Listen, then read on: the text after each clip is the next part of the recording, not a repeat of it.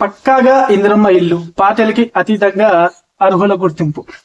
ఈ రోజైతే ఈ వీడియో అనమాట ఇందిరమ్మ ఇల్లు గురించి లేటెస్ట్ అప్డేట్. వీడియో అయితే లాస్ట్ వరకు చూడండి. లాస్ట్ వరకు చూసిన క్లారిటీగా అర్థమైతే, అదే విధంగా మొదటిసారి చూసినట్టయితే ఒక లైక్ చేయండి, షేర్ చేయండి, సబ్స్క్రైబ్ చేయండి. చాలా మంది అయితే L1 L2 లో వచ్చిన వారికి అయితే ఈ ఇందిరమ్మ ఇళ్ళ గురించి అయితే కొంచెం క్లారిటీ ఇవ్వాలనుకుంటున్నాను. డబుల్ బెడ్రూమ్ అనేది ఈ L2 వాళ్ళకైతే ఇస్తున్నారు. L1 వాళ్ళకైతే జాగా ఉన్న వారికైతే ఇల్లు అయితే కట్టిస్తామని చెప్పారు అనమాట. అంటే 5 లక్షల రూపాయలు ఇస్తామని అయితే చెప్పారు విడుదల వారిగా. చాలా మందికి అయితే ఈ ఊర్లో ఏవైతే ఉన్నాయో కేటాయించిన ఇందిరమ్మ ఇళ్ళకి వాళ్ళు బేస్మెంట్ అనేది లేపుకున్నారు. కానీ ఎలాంటి ఇప్పటి నుంచి గవర్నమెంట్ నుంచి ఎలాంటి పైసలు అనేది ఇవ్వలేదన్నమాట వాళ్ళకైతే. ఓకేనా, ఎలాంటి పైసలు ఇవ్వకపోవడంతో అలాగే పెండింగ్ లో అనేది ఉన్నాయి. దాని గురించి అని చెప్పేసి వారి న్యూస్ అనమాట. అది ఏందని చెప్పేసి క్లియర్ గా తెలుసుకుందాం. చూసుకున్నట్టయితే మనకి పార్టీలకు అతీతంగా అర్హుల గుర్తింపు, క్షేత్రస్థాయిలో వివరాలు సేకరిస్తున్న అధికారులు, దరఖాస్తు జాబితా నుంచి అనర్హుల తొలగింపు, అభ్యంతరాల పరిశీలనకు మరోసారి సన్నద్ధం.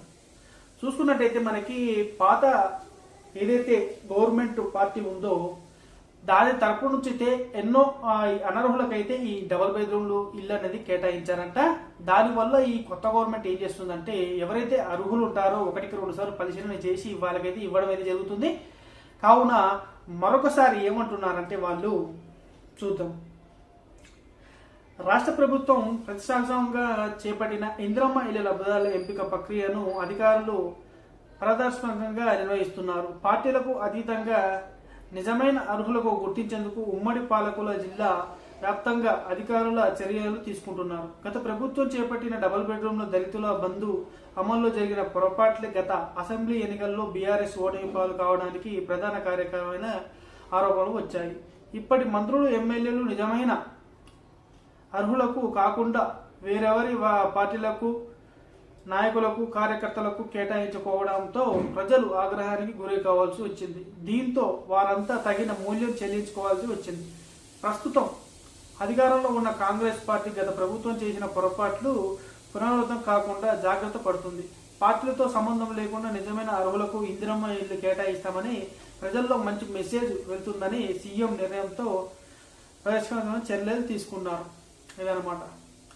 ఎవరైతే పార్టీలు ఏవైతే ఉంటాయో దాని తరపున కాకుండా ఎవరైతే పార్టీలో ఉంటున్నారో వాళ్ళకే కేటాయించారంటే పాత ప్రభుత్వం.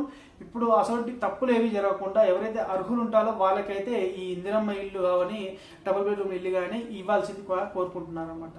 ఇదనమాట ఫ్రెండ్స్ ఇవాటి వీడియో వచ్చరికి. ఈ వీడియో కనుక మీకు నచ్చినట్టయితే ఒక లైక్ చేయండి, షేర్ చేయండి, సబ్స్క్రైబ్ చేయండి. మరిన్ని మంచి మంచి వీడియోలతో మీ ముందుకైతే వస్తాను.